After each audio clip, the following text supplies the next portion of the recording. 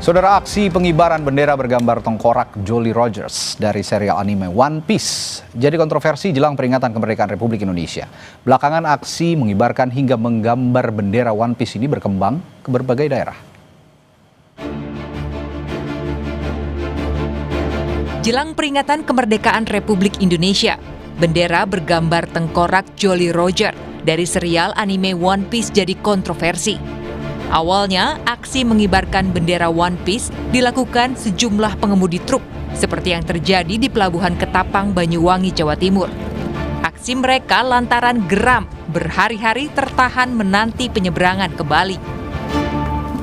Menurut saya ini protes dari rakyat. Karena saya rasa sih untuk sila kelima sudah tidak ada bagi rakyat kecil. Struktur kemacetan ini ya cukup melelahkan. Soalnya di sini juga berapa hari biaya juga membengkak. Belakangan, aksi mengibarkan hingga menggambar bendera One Piece berkembang ke berbagai daerah. Sebuah mural One Piece di Jalan Kampung Duyuh, Sragen, Jawa Tengah diminta dihapus. Ketua RT setempat menyatakan gambar mural itu jadi ekspresi anak muda menyambut 17 Agustus. Sementara di Solo, Jawa Tengah, sejumlah warga melukis mural One Piece di jalanan Losari, Semanggi, Solo. Warga menyebut lokasi ini adalah kreativitas anak muda jelang hari kemerdekaan. Gubernur Lemhanas Aceh Hasan Syazili mengingatkan bahwa ada cara lain untuk mengkritik daripada mengibarkan bendera One Piece. Ada yang mencoba untuk mengibarkan bendera One Piece ini, ya harus dilihat apa relevansinya. Kalau bagian dari kritik terhadap pemerintah, kita punya cara yang lain untuk bisa menghargai simbol-simbol bangsa kita. Menteri Sekretaris Negara Prasetyo Hadi mengakui aksi mengibarkan bendera One Piece sebagai bentuk kebebasan ekspresi masyarakat.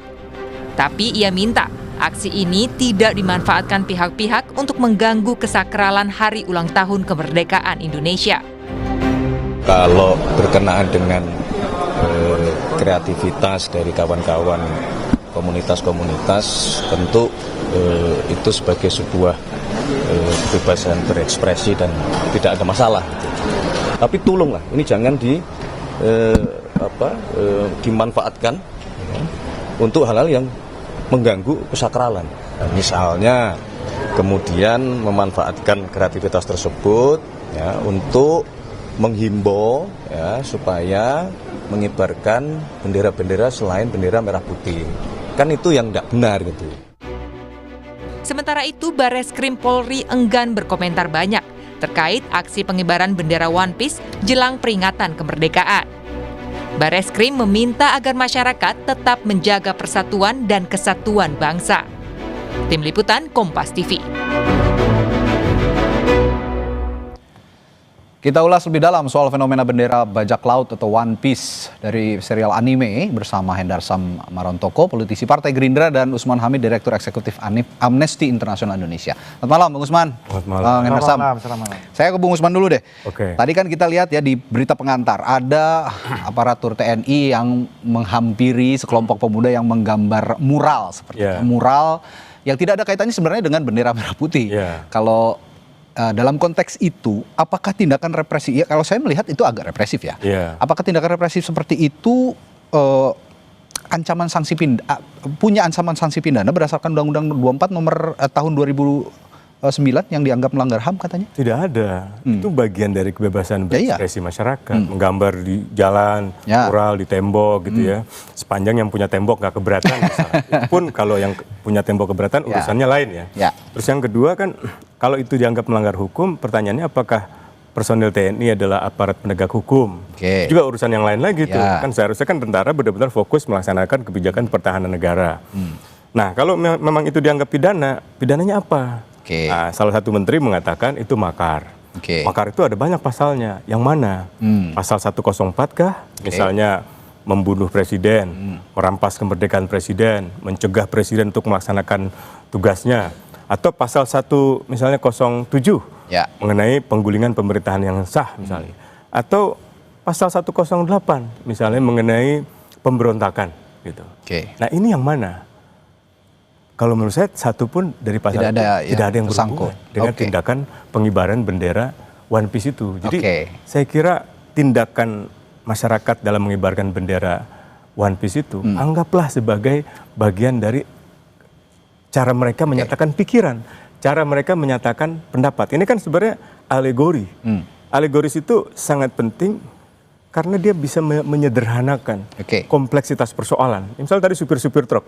Supir truk kalau disuruh menjelaskan kenapa mereka sampai ngantri 3 hari, dia bisa 2 jam jelasin itu kan.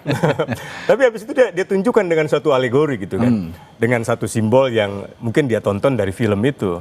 Dan penggunaan produk-produk pop culture kayak misalnya bendera, atau misalnya istilah-istilah kayak Konoha. Atau dulu zaman 98 saya itu pakai poster film Saving Private Ryan. Jadi film itu menggambarkan kesia-siaan dalam perang. Kesia-siaan perang itu karena pemerintah suatu negara mengirimkan tentara yang tidak berpengalaman ke suatu medan perang, yang akhirnya mengakibatkan tentara kita itu mati gitu. Nah jadi metafora, alegori, aforisme itu menurut saya kekayaan budaya kita yang harusnya dihormati, dihargai kan daripada masyarakat misalnya merusak pelabuhan kan nggak mungkin kan gitu kan. Tapi di sisi lain, saya ke Bung Hendar Harsam nih. Di sisi lain Bung Hendar Harsam, tadi juga di berita pengantar kita lihat ada bendera merah putih disandingkan dengan bendera One Piece. Nah, apakah itu yang dinamakan juga delik pidananya di situ ada? Karena kan diatur juga dalam Undang-Undang Nomor 24 tahun 2009 tentang bendera, bahasa dan lambang negara. Ya, jadi memang kan saking sakralnya bendera negara ini sampai harus dibuatkan suatu undang-undang tertentu. Ya kan, tentang bendera negara, tentang lambang negara, tentang lagu kebangsaan, tentang bahasa kan seperti itu. Jadi saya rasa ini, saya konteksnya sama seperti yang disampaikan oleh tadi Mensesnek, bahwa kenapa gerakan ini terjadi, pemerintahan Pak Prabowo ini sangat terbuka sekali dengan segala macam kritik. Ya, Mas Usman mungkin juga sudah sama-sama tahu di pemerintahan Pak Prabowo ya, yang kalau kita lihat dengan sebelumnya, apakah orang yang bersuara vokal ini sampai ada banyak ditangkap-tangkapin ya. Saya oposisi 2019 ratusan bahkan ribuan mungkin, dengan beliau juga mungkin kita yang memberikan itu sangat jauh ya untuk dari sisi ininya. Cuman maksud saya kan ada 2 hal yang harus kita lihat, bahwa satu ya kan, gerakan ini sebagai ekspresi sosial dan politik dan juga kreativitas kita terbuka, sangat terbuka dengan hal tersebut. Tapi satu ya kan, jangan kita mendowngrade bendera merah putih ini disandingkan dengan anime One Piece ini. Satu ini bukan kultur bangsa Indonesia. Anime ini dari infiltrasi dari Jepang. Dan kedua, konteksnya juga nggak semua juga tahu ini apa namanya itu filosofi dari One Piece ini. Harus nonton dulu kayaknya. Harus nonton dulu. Saya juga cek baru nggak ada yang tahu ini FOMO juga ya kan. Yang ketiga, One Piece ini kan perompak. Nah kan gitu kan. Yang ketiga juga menjelang proses hari kemerdekaan kita. Bagaimana kita berdarah-darah. Bagaimana para pejuang kita berdarah-darah untuk mendapatkan kemerdekaan itu, dan kita tanda kutip kita rusak kesakralan itu dengan cara-cara seperti ini. Sebenarnya kalau momennya itu dilakukan tidak menyandingkan dengan bendera merah putih, tidak dalam countdown menuju 17 Agustus di tahun ini, mungkin nggak akan seseram ini. Jadi yang ujungnya yang kita lihat ujungnya memang politiknya agak sedikit kental di sini, karena bicara masalah momentum. Jadi ini aktivis tulen ini, ya kan? Beliau pun tahu ini kan pasti ada aroma politis yang ingin untuk Tapi sampai sekarang juga belum tahu yang berada di balik ini siapa. Tahu juga ini kan kayaknya civil society aja, gerakan spontan aja gitu loh. Percetakan. Dan itu menumbuhkan ekonomi baru. Nah, balik lagi. Kan kalau kita lihat ini kan dari teman-teman odol tadi kan. Harusnya kan konteks odol aja dong gitu loh. Tapi kan ketika itu melebar ke mana-mana, jadi ada gerakan antras terhadap pemerintah. Kan gitu kan. Dan ini yang menjadi paradoks buat saya ya. bahwa bagaimana kita bisa melihat situasi kritis ini benar-benar kritis seperti itu apa enggak? Bagaimana 30 tahun Reza Khalid menguasai Pertamina, ya kan? Bagaimana mafia pupuk selama ini tidak pernah tersentuh, ya kan? Bagaimana petani ketika panen, ya kan, tidak bisa menikmati mungkin hasil itu reaksi dari hal-hal seperti itu kan dari masyarakat. Iya kan? Ya gambarannya kan harusnya bukan pada saat ini, harusnya pada saat One Piece itu hadir pada saat Prabowo belum memerintah kan gitu kan harusnya kan. Begini. Kan jadi paradoks kan. Begini, tapi ya kan? Ini ada narasi juga tadi kita saksikan juga di berita pengantar dari Mensesnek Prasetyo Hadi bahwa ini dikhawatirkan memecah belah bangsa. Tapi kalau menurut Bung Usman ada nggak unsur memecah belah bangsa itu atau jangan-jangan ini ya karena itu masalahnya tadi karena lambang negara aja. Kalau di luar itu misalnya soal mural di tengah jalan itu tidak ada masalah. Bayangkan kalau anime One Piece itu adalah lambang dari sebuah negara. Katakanlah negara Amerika Serikat misalnya gitu ya kan. Lalu masyarakat mengibarkan benderanya sambil merobek bendera merah putih. Atau melakukan tindakan lain yang merendahkan martabat bendera merah putih. Itu mungkin bisa kena undang-undang tentang lambang negara, tentang bendera. Banyak negara, sebagian negara memang melarang itu. Sebagian lagi membebaskan sepanjang itu tidak misalnya menyerang orang, merusak properti gitu kan. Nah, tapi dalam kasus yang sekarang, kalaupun ia disandingkan dengan bendera, tergantung niatnya. Misalnya tadi mau dimasukin ke pasal makar ya. Pasal makar itu kan bukan hanya ada niat, tapi ada permulaan perbuatan. Nah, permulaan perbuatannya mana nih? Kalau pasal 104 arahnya ke pembatasan kemerdekaan presiden, pembunuhan presiden. Kalau pasal 108 menggulingkan pemerintahan yang sah dengan senjata loh, dengan kekerasan loh makar itu. Apakah ada senjatanya? Apa ada kekerasan? Rasanya nggak ada. Apalagi tadi yang diberikan kesempatan untuk bersaksi, supir truk. Nah, mungkin pada saat supir truk itu diberitakan, saran saya misalnya Menteri Perhubungan gitu ya, atau menteri-menteri terkait itu merespon segera.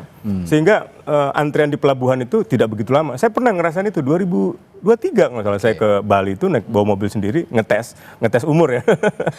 Dan ternyata masih bisa. Tapi antrinya cukup panjang itu. Nah, hal-hal semacam ini yang mungkin saya kira pemerintah kan juga berkepentingan untuk memastikan seluruh jalur logistik itu efisien, gitu kan, tidak ada pungli gitu kan. Kan malu loh supir truk sampai mengatakan kami tidak tapi pekerjaan, gini, Bung Usman, kami jangan dipalak ibaratnya gitu. Bagaimana dengan apa yang dikatakan Bung Hernasam tadi soal kesakralan momen sakral ketika hendak merayakan kemerdekaan Republik Indonesia? Apakah ini juga tidak ada kaitannya dengan tindak pidana mencederai lambang negara? Nah, itu misalnya gini. Kita kan baru berasumsi nih. 17 Agustusnya belum tiba, perbuatannya belum ada. Katakanlah ini adalah tanggal 17 Agustus. Tiba-tiba ada masyarakat yang mengibarkan bendera merah putih di atasnya, di bawahnya bendera anime One Piece. Lalu masyarakat mengatakan, ya Tuhan, terima kasih atas kemerdekaan politik negara kami. Para pendiri bangsa, terima kasih atas jasa para pahlawan itu.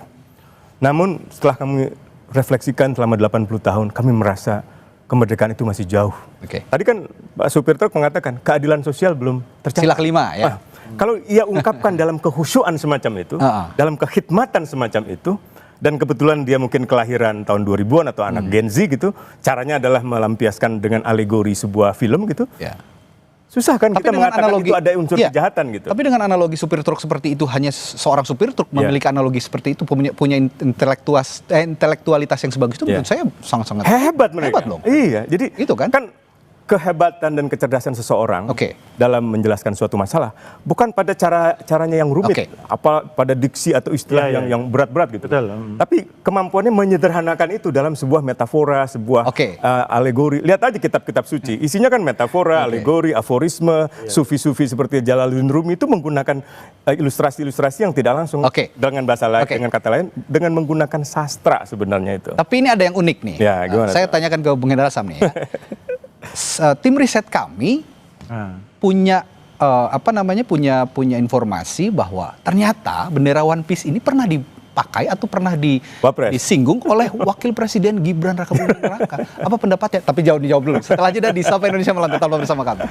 Sebelum kita lanjutkan perbincangan, saya baca dulu berita yang satu ini. Pemerintah Kota Surabaya tidak melarang warganya untuk mengibarkan bendera One Piece di perkampungan. Namun Wali Kota Surabaya Eri Cahyadi mengimbau warganya untuk menghormati momen peringatan Hari Ulang Tahun Republik Indonesia dengan mengibarkan bendera merah putih.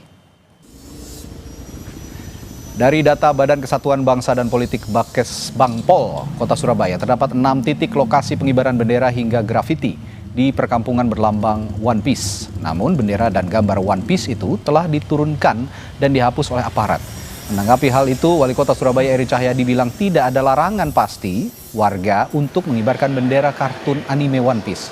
Tetapi Eri memohon kepada warga Surabaya untuk tidak mengibarkan bendera lain selain bendera merah putih, khususnya di bulan kemerdekaan ini untuk menghargai perjuangan para pejuang dan tidak mengurangi makna dari kemerdekaan Republik Indonesia. Pada warga Surabaya, gak ono larangannya memang. Apakah mau benderanya Naruto sampai kayak no bendera animenya One Piece sampai pasang, ada aturan larangannya? Gak ada. Tapi jangan kurangi makna kemerdekaan kita. Perjuangan dari para pejuang kita adalah untuk memberikan persatuan, memberikan kesatuan, memberikan rasa kebahagiaan kepada yang lainnya dengan perjuangan kebersamaan yang dituangkan dalam gotong royong seperti dasar-dasar dan nilai-nilai Pancasila.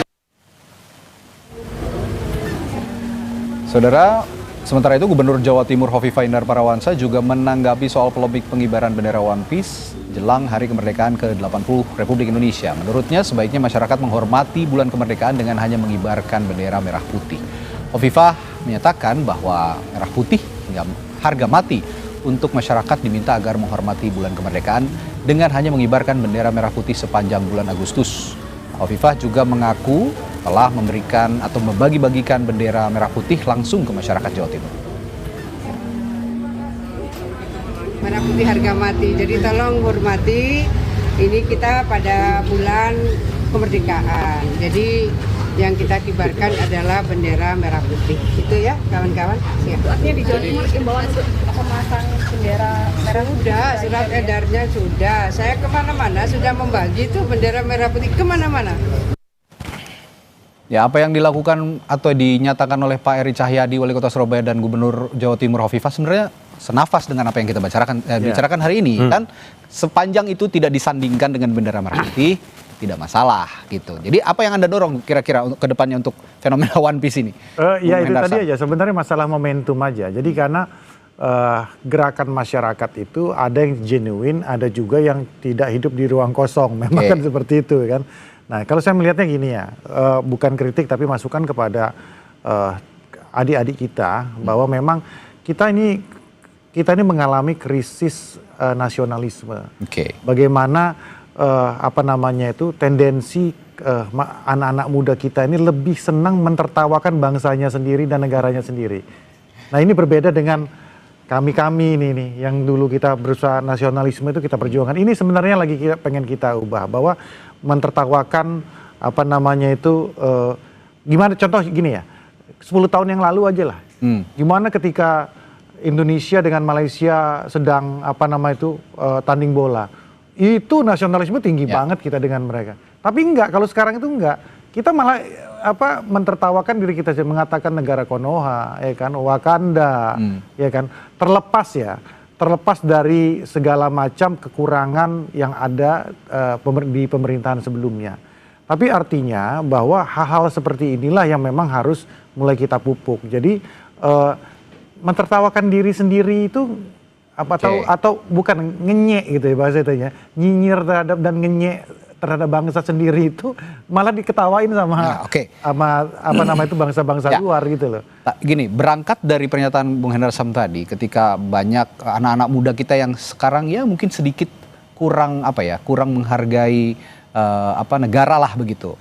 Dengan tadi mengatakan negara Konoha, negara Wakanda. Saya ke Bung Usman. Bung Usman, kalau gitu memandang fenomena ini sebagai cerminan kegelisahan masyarakat terhadap kondisi sosial politik misalnya, itu seperti kekecewaan terhadap kinerja pemerintah, apa yang dikatakan oleh supir truk tadi. Kalau gitu bisa nggak pemerintah memanfaatkan momen ini sebetulnya untuk bersama-sama nyari solusi gitu loh, bukan alih-alih malah melakukan tindakan represif, memanfaatkan aparat gitu. Bisa banget, apalagi kan baru-baru ini Presiden Prabowo menyampaikan pidato tentang apa yang dimaksud sebagai serakahnomics itu kan, ekonomi keserakahan, yang sebenarnya mengilustrasikan cara perompak di dalam melakukan pengumpulan aset-aset ekonomi kekayaan.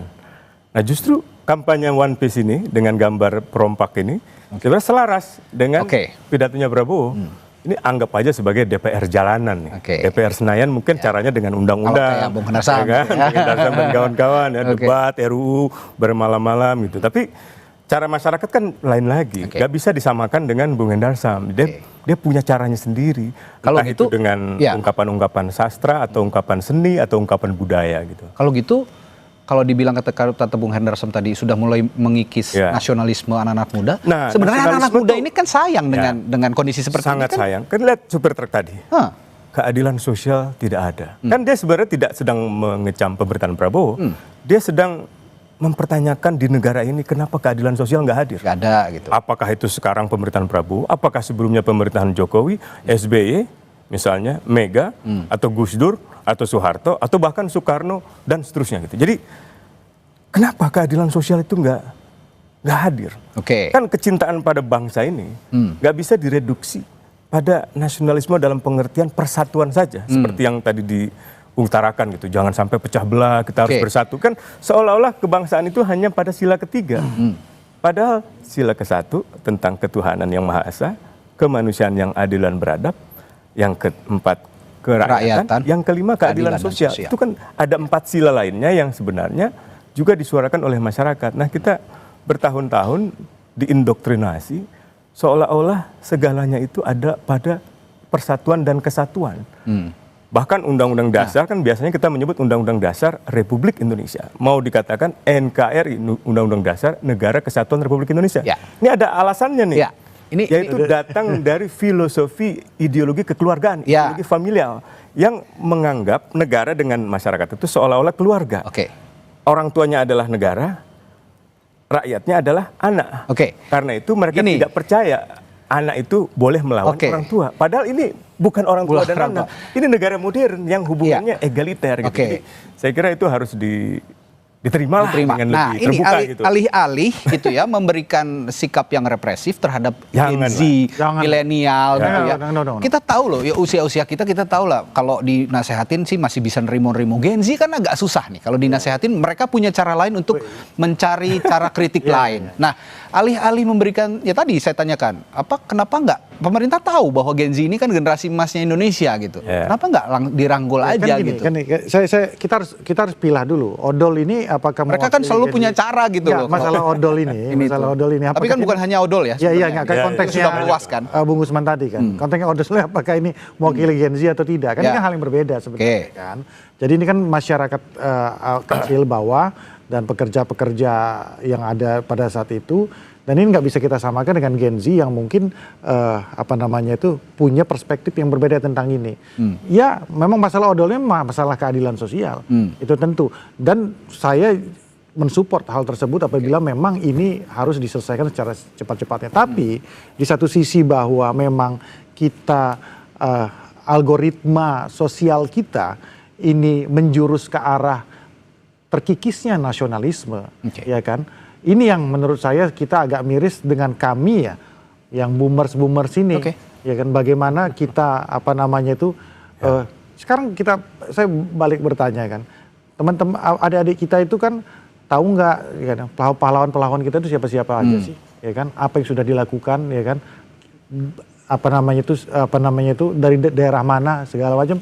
Saya rasa belum tentu tahu gitu kan. Nah, ini yang sebenarnya masukan saya, ini 2 hal yang kreativitas anak muda ini dengan rasa nasionalisme mereka itu harus tetap ditumbuhkan. Bagaimana contoh Amerika, ya kan, bisa mengglorifikasi, ya kan, keamerikaannya itu sampai ke luar negeri kan.